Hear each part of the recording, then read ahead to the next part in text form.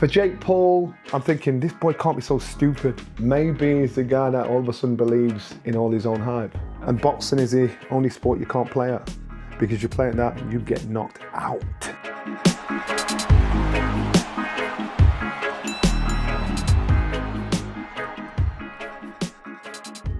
Hello, welcome to That Boxing Show with me, Johnny Nelson. It's that time of the week again. What happened last week? Fabio Wardley was made the full WBO heavyweight champion because Alexander Usyk gave it up, so he basically gave him a gift.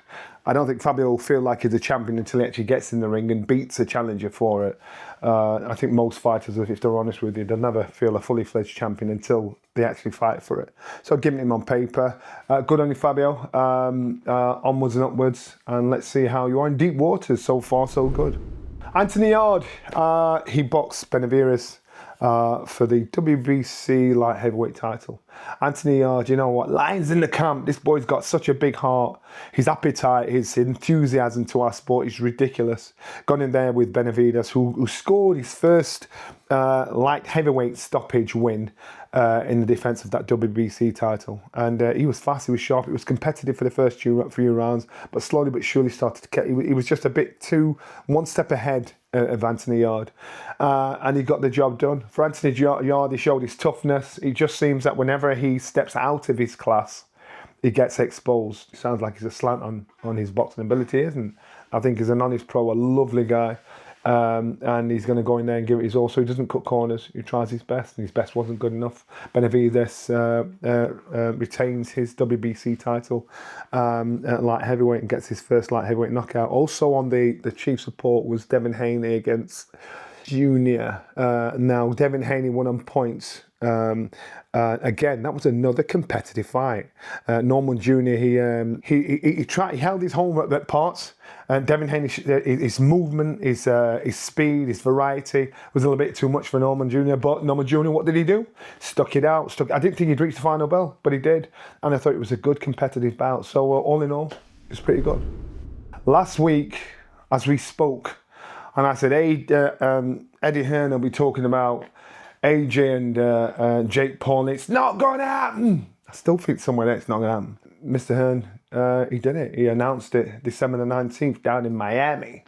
Why was it down in Miami? I don't know what other governing commission would actually pass it. The fight itself, I want to see what AJ's presence in front of Jake Paul would be like. Because AJ, especially when it comes to fighting, is a serious dude. And I know Jake Paul, the problem child, he can be rude, he can be in your face. Remember when he snatched Floyd Mayweather's hat? And they do all the kind of things. Mike Tyson ended up slapping him in his face and standing on his toe. I think Jake Paul got there, looked up and thought, shall I chance this?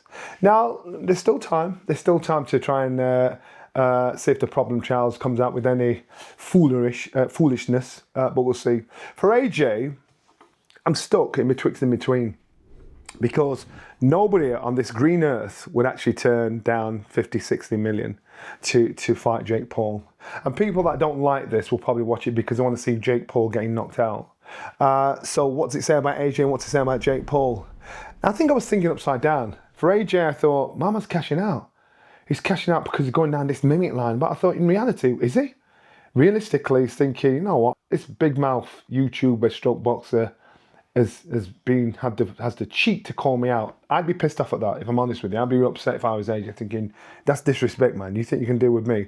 But he didn't. AJ was jovial and he commended Jake Paul's business acumen, saying, we've sat down, the deal's been done. But still, it just leaves an odd taste in your mouth. So as long as AJ gets the job done, and I mean gets the job done, shows his world-class pedigree, and wipes this boy out, then everybody's happy. But how does it enhance his career?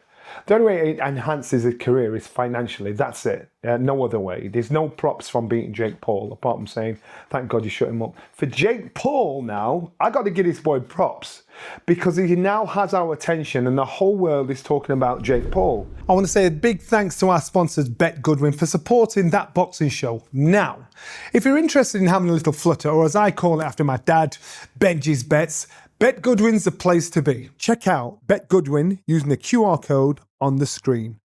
I'm probably 90% thinking the fight's going to happen. But I'm struggling. I'm thinking, this boy can't be so stupid. But then you hear a whisper. You hear a whisper that Jake Paul himself might be cashing out. Because the big purses that he's pulling, fighting these has-beens or ex-fighters, they're dropping slowly but surely. So maybe, just maybe, this might be his last fight. Getting in there with Anthony Joshua and getting knocked out. But there's always that conspiracy theory. Are there some contract agreements that can and cannot be done, which will never see the light of day that we don't know about? Well, if you're an ex-fighter, and if you like the fight game, you'll see fake. You'll know fake when you see it. So if there's any of that fakery going on with this, pulling a shot, taking it easy, giving man a bit of a breather, especially coming from AJ, I'd be disappointed because AJ's brand alone, he doesn't need Jake Paul. So for him to bow to Jake Paul to play this game, that I'd be very, very, very, very, very surprised. For Jake Paul, maybe he's the guy that all of a sudden believes in all his own hype. So, and boxing is the only sport you can't play at, because you play at that and you get knocked out. So let's wait and see. But anyway, they did a head-to-head. It was funny. Jake Paul looked up at him.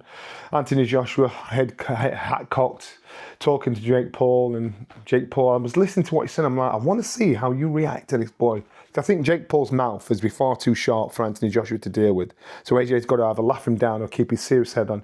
Don't make the mistake of completely disrespecting this boy, because we saw that with Andy Ruiz. Don't make that mistake, and I hope he's learned heavily from that. He learned because he saw what happened with Ngannou and Tyson Fury, so he got in there, straight on the job, straight for professional, boom, got him out of there. Magnificent. This is what I want to see here, and I'm quite sure the whole world wants to see. So Jake Paul, I commend you for putting your neck on the line. For Anthony Joshua, I expect the best from you. I'd like to thank you all for the love of the episode we did last week for the Ingle Gym. There's so much more that we could have spoke about. We'd have gone on forever and a day, and I think we had to leave a lot of it on the cutting room floor. For you out there that don't know the names of the people we talked about, it probably meant more to us, or meant more to me than it did to you. But it's nice to hear those kind of stories there. Funny enough, ITV, they were at my house in the week doing a bit of filming.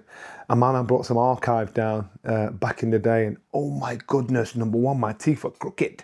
It was a piece on Harold Bomber Graham, an unbelievable fighter. Harold Graham, an absolute magician.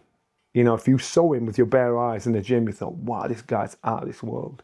So Harold, it was nice footage. It was nice to see him talking, nice to see, it just took me down memory lane. It got to me. I was running up the road with my dog Leo, slow motion.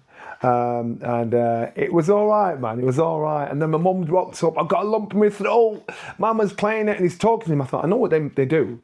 They talk about my mum or Brendan. They ain't catching me. Sometimes on a weekday you'll catch me. So he's playing this footage and my mum's talking. I'm like, sick all day.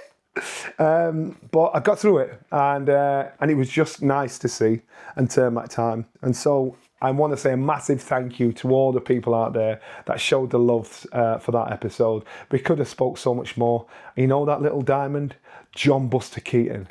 He's got so much praise. The guy is so funny, it's untrue. You got nothing there. This guy is on it. I want to get him back on the show somehow. I want to get you to know him a bit more. But he's a cool guy, and he was probably my chief sparring partner. He used to batter me. He was the one that I was scared out of all the sparring partners because he just switched off.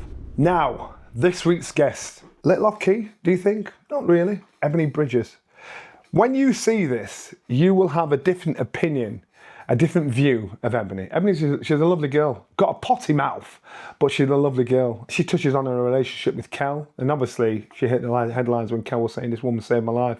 We don't know much about Ebony because she's like, she don't care what you think. She's her own business. I remember when I first saw Ebony come on the show and I heard people criticising her for how she presented herself at the weigh-in and how she dressed and everything. I thought, no, what's wrong with that? And Ebony talks about that in the show. So that's this week, Thursday, 3 o'clock.